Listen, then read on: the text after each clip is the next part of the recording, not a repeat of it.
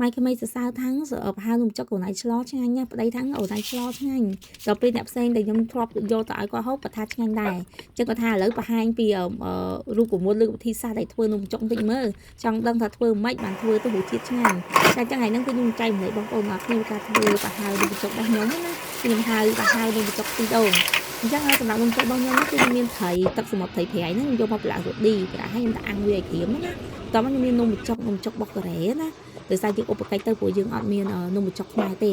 តោះមកខ្ញុំបុកគ្រឿងចឹងខ្ញុំមានខ្ជាយហើយនឹងខ្ទឹមសខ្ញុំបុកវាបញ្ចូលគ្នាឲ្យម៉ត់តែម្ដងពេលខ្ញុំបុកបញ្ចូលហើយខ្ញុំដាក់ទឹកក្រូចសើចដែរដើម្បីវាជួយកាត់ក្លិនឆ្អាបរបស់ត្រីណាបន្តមកនេះគឺខ្ញុំដាំទឹកពុះហើយខ្ញុំបង់គល់សង្កីទីមកអត់មានស្លឹកឯកាប៉ាត់យើងស្លផានខ្ញុំចុចយើងប្រើស្លឹកតែយើងអត់មានទេយើងនៅកូរ៉េអត់មានចឹងយើងដាក់គល់សង្កីតោះមកខ្ញុំឲ្យប្តីខ្ញុំក៏បេះអាត្រី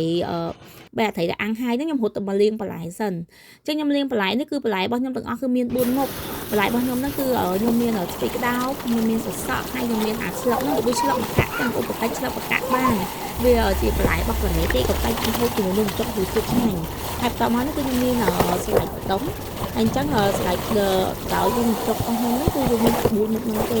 បើយើងនៅខ្មែរអូនំចុកឆ្ងាញ់ហ្មងដោយសារនៅខ្មែរមានលបាយច្រើនតែខ្ញុំអត់មានទេតែលបាយនេះគឺមានតែ4មុខហ្នឹងទេចឹងទៅខ្ញុំក៏ចាប់ដើមលាងលបាយហ្នឹងដើម្បីដាក់វាឲ្យស្រក់ទឹកម្លាយសិនបន្ទាប់មកបានខ្ញុំរត់ទៅធ្វើទឹកស្លនំចុកយើងបន្ថែមទៀតហើយសម្រាប់ទឹកស្លនំចុកនេះគឺខ្ញុំដាក់ប្រហុករៀងចាស់ក្លិនបន្តិចដែរដោយសារខ្ញុំចូលចិត្តក្លិនដិតដែរណាតែដល់ពេលខ្ញុំប្រើខ្ទិះដូងច្រើនវាលុកក្លិនប្រហុកហ្នឹងហ្មងចឹងអ្នកហូបមុំអត់ធុញក្លិនប្រហុកទេចឹងតែប្តីខ្ញុំគាត់បុកមកហើយខ្ញុំដាក់ស្លឹកដីហើយខ្ញុំដាក់ម្សៅល្មៀតបន្ទាប់មកប៊ីចេងបន្តមករ៉ូឌីក៏ខ្ញុំដាក់ដែរតែខ្ញុំអត់សូវដាក់ច្រើនដោយសារទឹកប្រហុករៀងប្រៃហីអញ្ចឹងទៅបន្តមកខ្ញុំដាក់ស្ករខ្ញុំដាក់រៀងច្រើនបន្តិចដើម្បីខ្ញុំពីស្លទឹកស្លនំចុកគឺខ្ញុំដាក់រសជាតិដិតបន្តមកនេះគឺខ្ញុំដាក់អំបិលគ្រូដែរខ្ញុំដាក់អំបិលចូលក្នុងនឹងបន្ថែមទៀត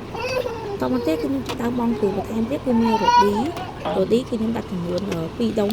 បន្តមកគឺខ្ញុំបងអាសាច់ត្រីដែលខ្ញុំបុកហើយហ្នឹងណាដល់ពេលខ្ញុំបងសាច់ត្រីបុកហ្នឹងហើយគឺខ្ញុំមកភ្លក់ទឹកឃើញខ្ញុំរៀងថែមស្ករបន្តិចទៀតខ្ញុំថែមឲ្យវាដិតខ្លាំងបន្តិចណាតមកគឺខ្ញុំចាក់ខ្ទិះដូងខ្ញុំប្រើច្រើនខ្ញុំប្រើដល់2កញ្ចប់ខ្ទិះដូងចុះរសជាតិគឺឈ្ងុយមែនតើបងប្អូនខ្លាំងឈ្ងុយហើយរសជាតិឆ្ងាញ់បន្តមកទៀតហ្នឹងគឺខ្ញុំចុកដើមស្រូបជាមួយនឹងនំចុកបន្ទាប់ពីស្រូបនំចុកហើយមើលទៅទំនងមែនតើបងប្អូនហើយប្តីក៏សរសើរតែឆ្ងាញ់មិត្តភក្តិគាត់ធ្លាប់ហូបក៏គាត់សរសើរតែឆ្ងាញ់ដែរសូម្បីតែម៉ែក្មេកខ្ញុំក៏គាត់សរសើរតែឆ្ងាញ់ដែរបងប្អូនអាចសាកធ្វើតាមវិធីសាស្ត្រដូចដែលខ្ញុំធ្វើហ្នឹងក៏បានដែរហើយខ្ញុំសង្ឃឹមថាបងប្អូនអរគ្នាចូលចិត្តវីដេអូមួយនេះកុំភ្លេចណាសូមជួយចុច Subscribe និងជួយ Follow Page និងជួយ Share អ្នកមួយផងណាសូមអរគុណអ្នកគ្នាជួបតែសំណាងល្អអរគុណចា៎សូមជម្រាបលា